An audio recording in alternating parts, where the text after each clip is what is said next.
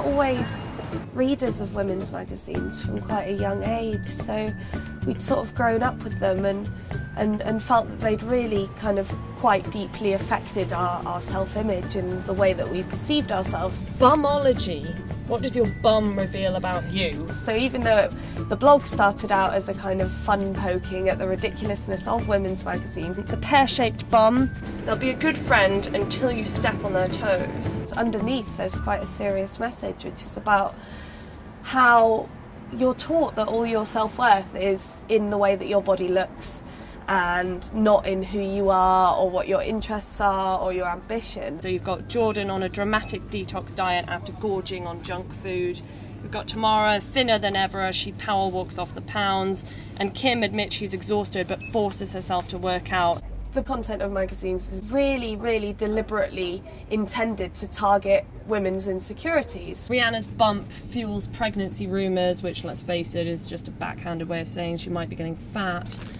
Basically, they need to keep selling you all these products which supposedly correct your flaws in order to keep going, because it's the advertising revenue that's kind of keeping magazines alive. Stars' secret treatments and what keeps them looking younger, and then after that, age-proof your eyes. It's just relentless. I mean, if you can finish reading this magazine and not feel slightly insecure about yourself, then you're a stronger woman than I think I am. We came across a marketing document which was trying to find out which day of the week women felt most bad about themselves so that they could match up their marketing strategy with that day, and I think it was Monday that women feel most bad about themselves. And I think that just really reveals the way of thinking that's happening with these magazines. You constantly are being told that you lack something, whether it's a perfect waist to hip ratio, or what was it I saw somewhere yesterday, perfect brows which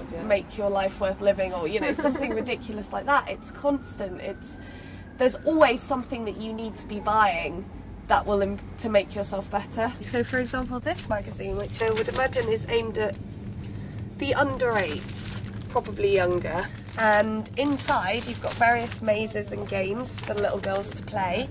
In this case it says, which item does the fairy pass most often on her way to the makeup bag? And it comes with 23 free gifts: lipstick, 3 rings, tattoo, 2 hair clips and 16 body gems. I started buying magazines when I was 9 or 10, and you know, first it was kind of top of the pops and smash hits, you know, that either boys or girls could read. But then once you graduated onto Ms or to Sugar or to Shout or to Bliss or to whatever teenage magazine was popular for your generation, you realise that you're being groomed essentially for a lifetime of insecurity and a lifetime of flaws that you will need to remedy by spending. Look younger. I mean, that's a real imperative. That's something that you have to be doing right now. And drop a decade today, makeup special. In fact, older women, because they have so much more spending power, become massive targets for this kind of thing. You've got Carol loses 2 stone and 10 years. Spritz yourself younger, even. Perfume that will make you smell younger. Apparently, older women give off a specific smell now as well. Give your hair a youth over. Sites like Mumsnet and indeed the Vagenda provide a real antidote to this kind of manufactured self-loathing, because, you know, up until the invention of the internet, women's magazines would tell you what it meant to be a woman, what you needed to do to be a woman, and they had that real authority. But now that we have the internet, women have an opportunity to communicate with each other in so many different ways, and to kind of tell it how it really is and to share their experiences.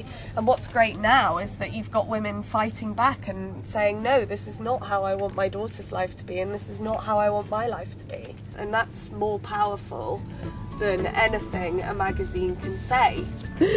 Poor guy. Poor guy. Poor you. Poor guy.